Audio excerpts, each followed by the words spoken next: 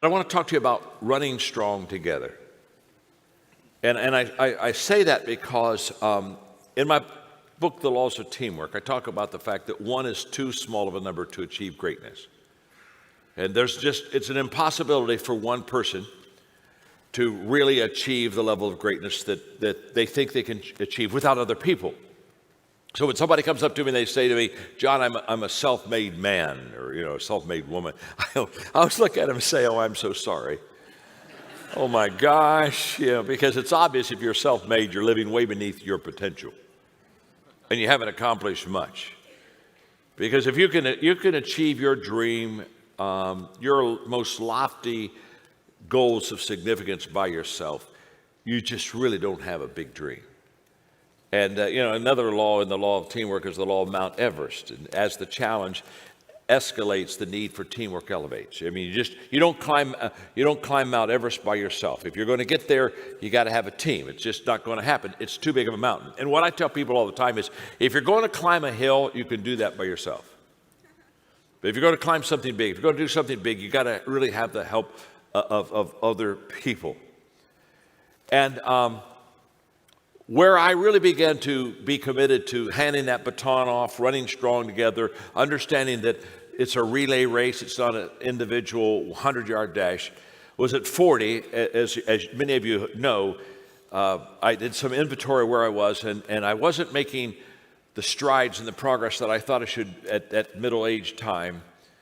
And I began to ask myself why, and I came to the conclusion after a couple of days that I just hadn't developed my team well. That's why when I ask people what I call the two most important business questions I can ask them, the first one is, what are you doing to develop yourself? And the second question is, what are you doing to develop others around you, your team? And running strong is all about the law of the inner circle. The people around me, they're going to determine the level of my success, not me running this race by myself. Running strong together is all about the law of Mount Everest. If I want to do something big, I've got to have a team with me. I've got to have some people that help me, that help pull me up and allow me to get to this level. So I started running the relay race at 40. I just basically understood that it had to be more than me. And so when I started running this relay race, I began to learn a lot about it. I learned a lot about running strong together. And I'm going to give you 5 relay race reminders, okay? And the reason I call them reminders is what I'm about to tell you, you already know. But I'm going to tell you because you need to really know it. And it needs just to kind of be impressed upon your mind again, because what Mark and I are going to do with you today is all about a relay race. And so here are the 5 relay race reminders. Number 1, one is too small of a number to achieve greatness. It just can't happen, won't happen, even shouldn't happen. So whatever you want to accomplish in your life, make it big enough to include others. And by the way, the greatest victory is not when you cross that finish line by yourself. The greatest victory is when you cross that finish line with others. I feel very badly for people who run single individual races, because when they get done, the only person they can hug is themselves. And I think, my gosh, I'd like to high five and hug my team and say, look what we did together. Relay race reminder number 2, your success is dependent on others. And I say my success is dependent on others. And in fact, in a relay race, when you think of a typical relay race, 4 people run, not 1 people. And so if one person is no longer running this race and it's 4 people, then we're going to have some values. We're going to have some trust. We're going to have to be on the same page as far as what we truly believe on and believe in. There's going to have to be some accountability where we can look at each other and say, I really count on you. I need you.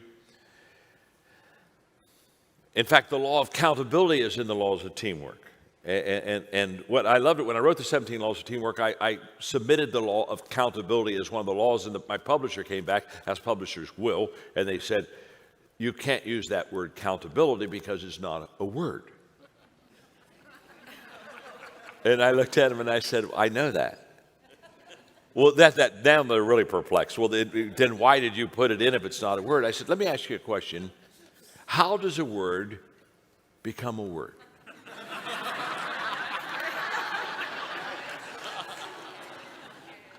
You see, a word becomes a word because somebody says it ought to be a word. Because if somebody didn't say it ought to be a word, nobody would ever know it should be a word. So every word begins by somebody declaring it's a word before it's a word. I felt a little bit like God creating the heavens and earth. Let there be accountability. And accountability just means that I can count on you when it counts. And so we started that. So they said they don't know what to do with me, to be honest with you.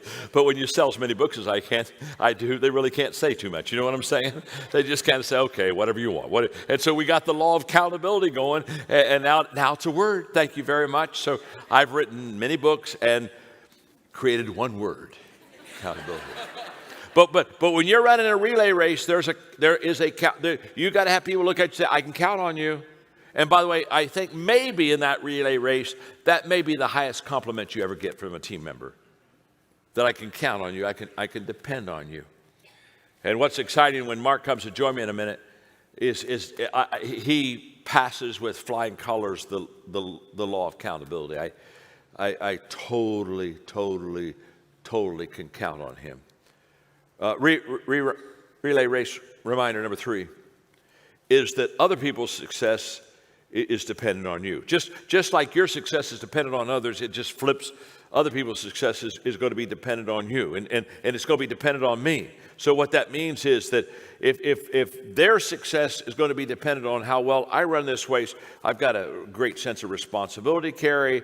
I've got to pace correctly, because the person that is the mentor in a relationship, they have to set the pace not on how fast they can run. Have to set the pace on how fast the people you mentor can run. See, always remember this: the leader, the mentor, the person that is kind of the one that everybody else is trying to receive from. You have to always understand, leaders always slow down. If I want to run fast, I'm not running with anybody. Are you with me? I'm just going to go run. But the moment I say I'm in a relay race, now I've got to turn around and I've got to pace myself according to them. I've got to run mindful of the other 3 that are running with me. And I've got to be extremely accessible to them so that they could learn from me and come to me and we can have this growing relationship together. Relay race reminder number 4 is that the goal is more important than the rule. And one of the things I want them to see very quickly is the big picture. The big picture is more than my section of running the race. In fact, let me tell you something. If I'm the second runner in a relay race, and let's say that when I come to hand off the baton, I was in first place, so ahead of the other ones. You never see the second runner in the relay race raise their hand and say, victory. Because the race isn't over. You follow me? You hand off that baton. You got to understand that you got to have all 4 of them to have victory, and that the goal of winning the race is more important than the fact that I'm the first runner, second runner, third runner, fourth runner. So I've got to always take my role and submit it to what the big picture is, what the goal is. And then number 5, individual talent gets you on the team. In other words, let's face it. You're not going to put in the relay race somebody that's slow. Are you with me? You say, well, they're not very fast, but I thought the company would do them some good. Yeah. There's other ways to give them company.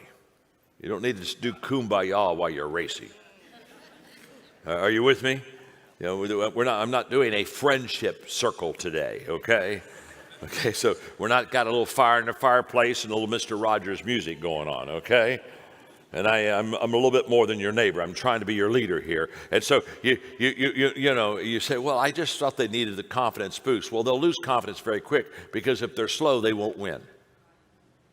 So you didn't help their confidence by giving them a shot. You hurt their confidence because you knew better. So you got to have some speed to get in the race. So when you're getting your team together, you got to have some talent. You got to have some giftedness there. You got to have some abilities there. But here's what I want you to understand. So your individual talent, it may get you in the race, but your teamwork will keep you in the game. So the whole issue is once we think you're good enough to be in the race, that doesn't mean that you're good enough for us to win with you. So, your speed maybe qualified you, but your ability to play good team ball and hand that baton off well and run together with other people and get in sync and pace with them, that's going to keep you on the team.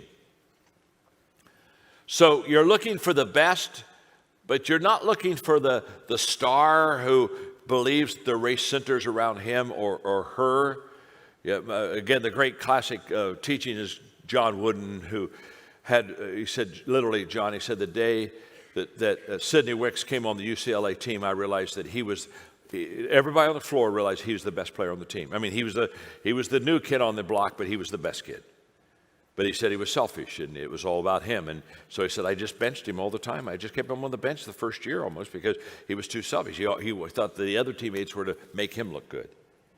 And he would come to Coach Wooden and he'd say, and during the game, he'd get so pressure, he wanted to get in that game so bad, he'd come to Coach Wooden and say, Coach, put me in the game. He said, I'm the best player on the team. And Coach Wooden would look at him and say, yes, you are the best player on the team, but the team doesn't play best when you're on it. So in this relay race stuff that we're talking about here, we're talking about it's every runner is giving up something for another runner. That it isn't your show. It's not about you and it's not about me. It is about us, and it's about the big picture.